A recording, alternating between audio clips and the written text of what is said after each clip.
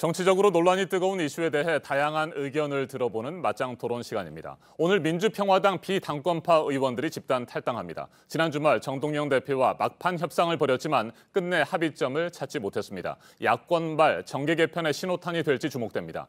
그리고 지난 9일 청와대가 조국 법무부 장관 후보자 지명을 비롯해 장관급 10명을 교체하는 중폭 개각을 단행했고 정치권의 공방이 이어지고 있습니다. 이 문제도 오늘 토론에서 짚어보도록 하겠습니다. 먼저 출연자들을 소개해드립니다. 제 오른쪽에 이태규 바른미래당 의원 나오셨습니다. 안녕하십니까? 네, 그리고 제 왼쪽에 김경진 민주평화당 의원입니다. 어서 오십시오. 안녕하십니까? 네. 호남을 기반으로 하는 민주평화당이 결국 내부 갈등 끝에 분당의 길을 걷게 됐습니다. 먼저 탈당의 당사자이면서도 대한정치연대와는 조금 다른 길을 갈 것으로 보이는 김경진 의원에게 질문을 드리겠습니다. 네, 김경진 의원. 네. 오늘 탈당을 하시긴 하는데 대한정치연대와 함께하지는 않는다. 이런 말씀이십니까? 예, 그렇습니다. 오전 11시쯤에서 대한정치연대 소속 10여 분의 의원들께서 아마 탈당 기자회견을 하실 것 같고요. 저는 아마 오후 늦은 시간에 탈당을 할 것 같습니다. 네, 그동안 고심의 고심을 거듭하신 것으로 알고 있습니다. 네. 고심의 핵심은 무엇이었습니까? 그러니까 현재 민주평화당이 가지고 있는 어떤 지역적 한계, 결국은 이게 호남판 자민련이다라고 하는 비판을 오랫동안 국민이나 여론으로부터 들어왔거든요. 그래서 그런 어떤 인식의 한계 속에 갇혀서는 더 이상 어떤 정치적인 뜻을 펼치기 어렵다. 또 내년 선거를 제대로 준비하기도 어렵다라는 생각에서 결국 지금까지 제가 해왔던 의정 활동을 기반으로 내년 국회의원 선거에서는 무소속으로 출마해서 지역 주민들의 심판을 받아보고 지역 주민들께서 다시 한번 저를 선택해 주신다면 그때 지역 주민들이 원하는 정당에 입당을 해서 정치 활동을 계속해 가는 걸로 그렇게 마음을 먹었습니다. 네, 대한정치연대는 오늘 탈당을 하고 연말쯤에 중도층을 아우르는 제3지대 신당을 창당하겠다 이런 입장인데 네. 이 신당에 들어갈 생각이 전혀 없습니까? 지금으로 봐서는 네. 그러니까 지금 민주당도 지지하기 어렵고 자유한국당도 지지하기 어렵다. 지지할 만한 정당이 없다라고 하는 국민들의 여론이나 열망이 많다는 것은 알고 있습니다. 그런데 대한정치연대를 통해서 만들어지는 정당이 그와 같은 국민들의 열망을 담을 만한 그릇이 충분히 된다고 하면 거기에 가담할 뜻이 있지만 지금 현재 기대되는 상황으로서는 그렇게 그게 쉽지는 않아 보인다. 그렇다면 지금 현재 민주평화당이나 또 과거 국민의당만큼의 사이즈와 그 정도의 어떤 형태가 되는 정당이 다시 반복해서 된다면 굳이 그 상태로 다시 국민들에게 어떤 입당을 해서 심판을 받는 것보다는 차라리 무소속으로 심판을 받는 것이 더 낫겠다라는 생각을 하고 있는 겁니다. 네, 혹시 말이죠. 여당인 더불어민주당에 입당할 생각은 없습니까? 입당하고 싶다고 그래서 입당되는 것도 네. 아닙니다. 그쪽 민주당 내에서도 제 지역구 안에 출마를 원하고자 하는 출마 희망군들이 많이 있을 거고 또 민주당 내에서도 정계 개편에 관한 여러 가지 많은 생각들이 있을 것이기 때문에 이건 큰 틀의 문제로서 다 함께 어떻게 보면 일률적으로 논의가 돼서 입당이 된다 또는 합당이 된다라면 몰라도 그렇지 않은 경우에는 개별적인 입당이라든지 이런 것은 불가능한 거라고 보고 있고요. 그런 불가능한 상황을 기대하느니 제가 지금까지 해왔던 의정활동 그리고 또 한 8개월 정도 남아있는 의정활동 생활을 정직하게 함으로써 네. 그걸 가지고 국민들에게 평가받는 것이 훨씬 낫다라고 생각하고 있습니다. 네, 내년 4월 총선이 이제 8개월 앞으로 다가왔기 때문에 네. 총선을 준비하는 다른 사람들도 꽤 많이 있어서 사실 민감한 질문이긴 합니다. 네. 그럼에도 불구하고 만약에 더불어민주당에서 입당할 생각이 없느냐라고 제안을 온다면 고민하시겠습니까? 그건 그때 가서 고민해 보겠습니다. 네, 알겠습니다. 민주평화당 내부의 상황에 대해서는 잠시 후에 다시 이야기를 하기로 하고요. 이번에는 바른미래당 이태규 의원께 질문을 좀 드리겠습니다. 바른미래당도 민주평화당 못지않게 내분이 아주 심합니다. 네, 그 상황에서 이태규 의원은 현재 어떤 상황입니까? 사실 바른미래당의 내분의 원인은 굉장히 간단합니다. 현재의 손학규 대표 체제가 지난 4월의 그 보궐선거 참패 이후에 어떠한 비전도 제시하지 못하고 있다. 그래서 당이 굉장히 지지율이 정체와 답보 상태를 거듭하고 있는데 여기에 대해 뚜렷한 비전을 제시하지 못함으로 해서 문제가 발생이 되는 거고 그렇기 때문에 실질적으로 손학규 대표 체제를 가지고 총선을 준비하는 것이 맞느냐 여기에 대해서 당원들의 평가를 받아보자, 네. 지지자들의 평가를 받아보자 이런 요구 자체를 지금 거부하기 때문에 문제가 발생이 되는 거거든요. 그렇게 해서 실질적으로 현재 리더십에 대한 어떤 재평가, 재정립 없이 바른미래당은 사실 한 발도 앞으로 나가기 어렵다. 이런 상황이라는 점을 말씀을 드리고 싶습니다. 네, 이태규 의원께서는 안철수 전 의원의 최측근이시잖아요. 그건 뭐 언론에서 그렇게 네. 평가하는 경우는 있는데 아닙니까? 뭐 측근이라기보다는 제가 그분을 잘 이해하고 있다 이렇게 말씀을 드리고 싶습니다. 네. 그렇다면 안철수 전 의원이 최근에 바른미래당 사퇴와 관련해서 이태규 의원과 뭐 어떤 얘기를 나눴다거나 뭐 그런 것은 없습니까? 네, 없습니다. 그리고 지난번에 제가 다른 데서 말씀을 드렸지만 현재 당내 문제는 당내의 의원들이 해결하는 부분이 맞겠다. 어쨌든 안철수 전 대표 같은 경우는 한 1년 동안 지금 독일, 유럽을 중심으로 해서 본인들이 나름대로 성찰과 새로운 부분을 축적하고 있는데 그 축적한 부분을 바로 당으로 들어와서 당의 어떤 당권 투쟁이나 무슨 이런 내용 이런 부분에 휩싸이게 해서는 안 되겠다. 그분이 갖고 있는 부분은 좋은 쪽으로 포지티브한 쪽으로 좀 사용하는 것이 좋겠다. 이것이 이제 많은 분들의 어떤 바람이고요. 물론 이제 들어와서 당내 문제를 좀 정리하고 해달라 이런 요구도 많이 있습니다. 네. 그렇지만 지금 손학규 대표께서 나는 재평가도 필요 없고 죽어도 나는 당권을 내놓지 못하겠다 이렇게 들어놓아 계시는 이런 상황에서 안철수 대표가 들어온다고 해서 당내 문제를 정리할 수 있다 이렇게 보지는 않습니다. 네. 앞서 얘기를 좀 했습니다만 민주평화당의 비당권파 대한정치연대가 오늘 탈당을 합니다. 대한정치연대 연말쯤에 제3지대 신당을 창당하겠다는 생각이고 바른미래당에서도 일부 의원들이 합류해 주기를 바라는 마음입니다. 이와 관련해서 이태규 의원이 민주평화당을 탈당하는 대한정치연대와 뭐 함께 간다든지 뭐 이런 생각은 없으십니까? 저는 기본적으로 거기에 대해서는 아직까지 생각해 본 적이 없습니다. 네. 그리고 지금 대한정치 제3지대 창당이라고 하지만 그것이 실질적으로 현재 1당과 2당을 뛰어넘는 새로운 어떤 모색인가 그렇게 인식되기는 어렵다는 생각이 들거든요. 그래서 야권 전체의 재편이라기보다는 호남 지역을 중심으로 한 그것도 새로운 가치와 비전을 모이는 것이 아니라 현재 어떤 내년 총선 돌파를 어떤 정치공학적 어떤 이합집산의 의미를 갖고 있기 때문에 실질적으로 그것이 저는 국민들의 선택을 받기는 굉장히 쉬운 문제는 아니겠다 이런 생각이 들고요. 또 정치 상황적으로도 사실 2016년도에 국민의당이 호남을 중심으로 해서 돌풍을 일으켰을 때도 네. 그때는 사실 호남 지역에 현재 문재인 대통령에 대한 어떤 그 거부 정사가 있었고요.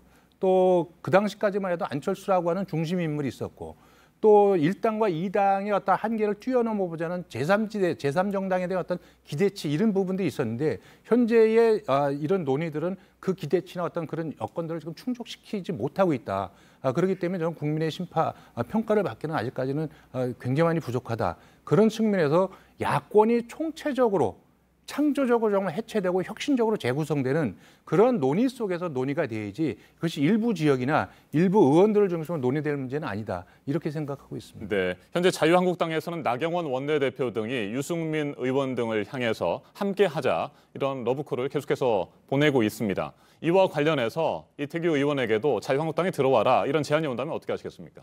저는 그거는 우리 의원들하고 상의할 문제고 아마 저한테 그런 제의가 안 들어올 거라고 저는 생각을 합니다. 그리고 기본적으로 그 부분이 나경원 원내대표 저는 개인적인 생각으로 알고 있고 당 차원에서 검토돼서 나온 이야기는 아니다. 이런 말씀 좀 드리고 싶고요. 그다음에 만약에 자유한국당이 야권의 어떤 좋은 그 자산들을 정말 이렇게 포함해서 같이 가고 싶다면 정말 이제 희생과 양보의 어떤 기본적인 정신이 필요하다고 보고요. 현재 자유한국당의 틀과 내용을 가지고 어떤 그 지명도 있는 인사들을 한두 명씩 영입한다 해서 현재 자유한국당이 저는 낮을 거라고 생각하지 않거든요. 네. 자유한국당이 주장하는 부분들은 현재 문재인 정권에 문제가 많고 반문 정부가 굉장히 심하다고 하지만 제1야당이 대체정당으로도 인정을 못 받고 있는 그 현실. 왜 자유한국당은 민주당의 지지율에서 늘 뒤져 있는가? 이런 부분에 스스로의 어떤 반성과 혁신 이런 부분이 전제되는 속에서의 어떤 모색이 돼야지 현재 상태에서 누구는 들어왔으면 좋겠다 같이 했으면 좋겠다 이건 저는 의미 없는 메시지다 이렇게 생각하고 있습니다. 네. 어쨌든 오늘 민주평화당의 비당권파 의원들이 탈당을 하게 되면 정계 개편에 신호탄이 될 것이다라고 하는 분석에는 많은 사람들이 공감을 하고 있는 것 같습니다. 그리고 민주평화당과 바른미래당이 상황이 지금 워낙 긴박하게 돌아가고 있고 오늘 토론에 나오신 두 분들도 그 중심에 설 수 있는 분들이기 때문에 제가 개별 질문을 좀 드려봤습니다. 자, 그렇다면 두 분에게 뭐 공통 질문을 한번 드려볼게요. 민주평화당 정동영 대표, 바른미래당 손학규 대표가 취임할 때만 해도 올드 보이들이 귀환했다. 그러면서 많은 분들이 기대감을 갖기도 했습니다. 제대로 야당의 역할을 할 수 있지 않겠느냐라는 기대감들이 있었고 그 두 대표의 지도력에 대한 기대도 컸습니다. 그런데 왜 지금 이 같은 상황까지 왔는지 그 이유는 무엇인지 한번 두 분의 의견을 들어보도록 하겠습니다. 김경진 의원, 네. 민주평화당이 갈라지게 된 가장 큰 이유는 뭐라고 보십니까? 저희 같은 경우는 결국은 이제 구조적 한계죠. 네. 아까 말씀드렸듯이 이제 호남 지역의 대부분의 의원들이 갇혀 있다 보니까 호남권 정당이다라고 하는 인식의 틀을 넘어서기가 어려웠고 그게 결국은 당의 지지도를 올리기 굉장히 어려운 측면이 하나 있었다라는 게 하나 있고요. 두 번째는 이제 정동영 대표가 비교적 상당히 좀 진보적인 그것도 이제 강력한 진보적인 노선을 취하려고 했는데 의외로 민주평화당은 저도 가령 이제 검찰 부장검사 출신이고요. 네. 또 공직자 출신들이 의외로 많습니다. 그래서 상당히 실용적인 테크노크라트 성격의 전력을 가진 의원들이 굉장히 많아서 정동영 대표가 가고자 하는 노선이나 방향하고 좀 안 맞았다라는 부분이 있고 이제 세 번째는 이제 정 대표의 리더십이 이제 전체 의원들을 다 아울러 가기에는 조금 좀 부족한 면이 있지 않았나 그렇게 분석하고 있습니다. 네. 그런데 당권파에서는 지금 상태에서라도 얼마든지 당을 개혁할 수 있지 않겠느냐라고 하는 의견들이 있지 않습니까? 이에 대해서 어떻게 생각하십니까? 글쎄 지금까지 한 10개월 되는 시간 동안에 전혀 안 됐는데 그게 갑자기 될 리는 어렵다라고 보고 있고요.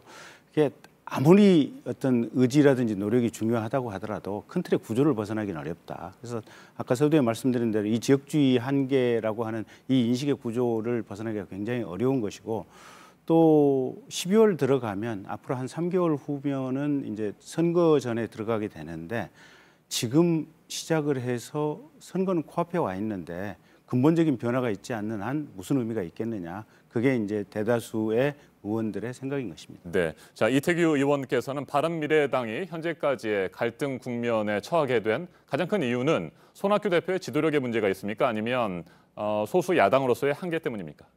뭐 둘 다 저는 다 복합적으로 작용하고 있다고 생각이 들고요. 그래서 결국은 이제 제3정당의 한계라든가 어떤 지도력의 문제라든가 이것이 이제 총체적으로 나타나는 것이 이제 당의 지지율 아니겠습니까? 그렇게 해서 적어도 선거를 앞둔 당이 총선 전망이 없었을 적에 네. 저는 당의 리더십 교체나 리더십의 어떤 재평가의 요구는 전 지극히 당연한 요구라고 생각이 드는데 이거 자체를 이제 거부하는 부분에서 그런 부분에 있다 보니까 실제로 이제 많은 당원들이나 의원들이 이 당의 사실 핵심적인 두 중심은 사실 안철수 전 대표하고 유승민 전 대표인데 이 실질적인 이제 두 당의 리더들이 지금 이제 빠져 있는 상태에서 실제로 당의 지지율도 낮은 상태이고 그렇기 때문에 당의 총선 전망도 없고 그러니까 이걸 어떻게든 해결해 보자고 하는데 이 부분에 대해서 이제 사실 어떻게 보면 많은 분들이 손학규 대표 같은 경우에는 이제 원로로서 대선배로서 당에 적어도 안철수 대표나 유승민 대표가 없었을 적에 참 선량한 관리자 역할을 해주기를 많은 분들이 기대했는데 그 관리자가 아니고 실질적으로 이제 본인이 내가 주인이다. 그래서 누구도 안 된다.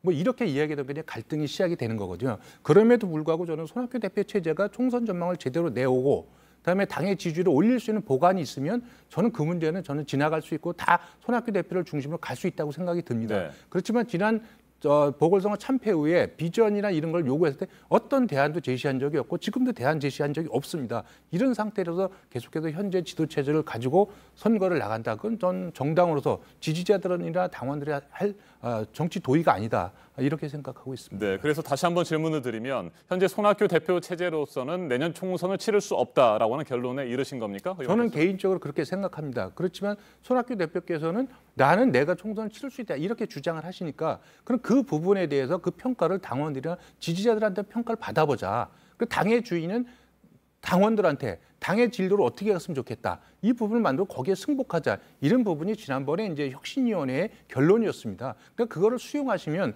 당의 모든 문제가 합법적으로 합리적으로 저는 정리될 수 있다. 이렇게 생각하고 있습니다. 알겠습니다. 지난주 금요일 중폭의 개각이 단행이 됐습니다. 조국 전 청와대 민정수석이 법무부 장관 후보로 지명이 됐고요.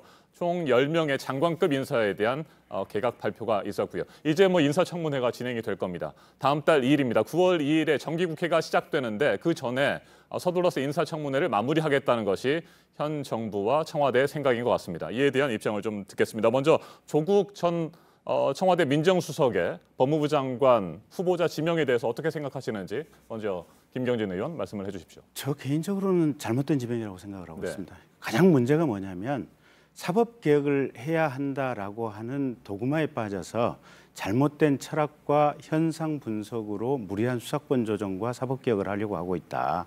그래서 이 부분에 관한 잘못된 철학을 가진 사람을 법무부 장관으로 뽑았기 때문에 앞으로 조국 수석이 생각하는 사법개혁을 했을 때 대한민국의 수사권 체계라든지 사법제도는 지금보다 훨씬 안 좋은 쪽으로 가게 될 것이다라고 저는 이렇게 분석을 하고 있고요.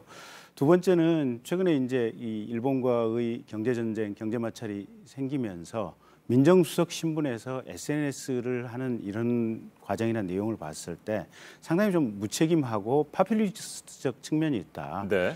제가 생각하는 장관이나 공직자, 고위공직자라고 하는 것은 태산처럼 무겁게 말을 하고 행동을 해야 되는데 굉장히 가벼운 처신을 하고 있다. 그래서 상당히 좀 부적절한 인사다 이렇게 보고 있습니다. 네. 이태규 의원께서는 조국 법무부 장관 후보자 지명에 대해서 어떻게 생각하십니까? 저도 김경진 의원 말씀하고 크게 차이가 없습니다. 일단은 지난번에 이제 그 MB 정권 때 그때 총선을 1년 앞두고 민정수석을 법무부 장관 지명했을 적에 지금의 민주당이 이제 그 정치 검찰을 동원해서 총선에 이용하려고 하는 태도다 이렇게 아주 강력하게 비난한 적이 있었고 네. 또 현재 이제 노영민 비서실장이죠. 비서실장도 이건 군사 정권 시절에도 하지 못했던 일이다. 이런 정도로 이렇게 강하게 비난했던 부분. 그러니까 민정수석을 법무부 장관 지명하는 부분이 그만큼 이제 정치적으로 문제가 심각하다. 이렇게 이야기했던 사람들이 지금 그대로 이 인사를 하고 있는 거거든요. 네. 이거야말로 저는 이제 표리부동한 인사의 대표적인 사례다. 이런 말씀 좀 드리고요. 두 번째로는 역시 민정수석 때 보여준 어떤 그 자질과 행태. 이런 부분이 과연 고위공직자라서 맞느냐. 이것은 저는 한 특정 정치인의 어떤 팬클럽의 회장 정도면 저는 맞다고 보지만 고위공직자로서는 굉장히 안 맞다. 그다음에 민정수석으로서 사실 또 부실 인사검증이라든가 또 민간인 사찰을 오기라든가 여러 가지 문제점들을 일으켰거든요. 이런 분이 다시 법무부 장관 지명된다면 저는 굉장히 잘못됐다. 특히 또 조국 법무부 장관 안 된다고 야당이 오래전부터 이야기해 왔거든요. 절대 반대하겠다. 그럼에도 그대로 강행한다면 이건 정말 야당을 무시하는 오기와 독선의 인사다. 이런 인사를 야당 입장에서 긍정적으로 수용하기는 어렵다. 이런 말씀을 드립니다. 네, 알겠습니다. 끝으로 한 가지만 공통 질문을 다시 드려보도록 하겠습니다. 이 같은 상황에서 자유한국당 내부에서는 인사청문회 보이콧 의견까지 나오고 있습니다. 문제가 있으면 청문회에서 다투면 되고 또 지적하면 되는데 인사청문회까지 거부할 필요가 있느냐 이런 반대 의견도 만만치 않은 것으로 알고 있습니다. 이에 대한 생각 짧게 2~30초 정도 들어보도록 하겠습니다. 김경진 의원 어떻게 생각하십니까? 그거는 국회의원으로서의 본직의 책무를 벗어나는 것이죠. 그러니까 문제가 있으면 청문회라고 하는 것이 말 그대로 물어보고 듣는 거 아닙니까? 네. 그 과정을 통해서 대한민국에 있는 모든 사람들이 그 후보자의 자질을 함께 검증할 수 있는 이 시간을 갖겠다고 하는 건데 그걸 스스로 포기한다고 하는 것은 국회의원의 직책 자체를 포기하는 거죠. 그래서 그건 잘못된 생각이다. 이렇게 알겠습니다. 이태규 의원께서는 어떻게 생각하십니까? 저도 마찬가지입니다. 저는 그 조국 전 민정수석의 법무부 장관 지명이나 이런 부분들이 내용에 문제가 있다고 지적할 수는 있지만 그것이 불법은 아니거든요. 정상적으로 합법적으로 진행된 절차란 말이죠. 저는 그 절차를 그대로 진행하는 것이 그것이 맞다. 그거 자체로 해서 또 다시 국회를 파행으로 몰고 가고 이런 부분은 저는 국민이 바라는 바가 아니다. 그리고 잘못됐다. 이런 말씀을 드립니다. 알겠습니다. 여기까지 듣겠습니다. 오늘 맞짱 토론은 이태규 바른미래당 의원 그리고 김경진 민주평화당 의원과 함께했습니다. 두 분 토론 잘 들었습니다. 감사합니다. 감사합니다.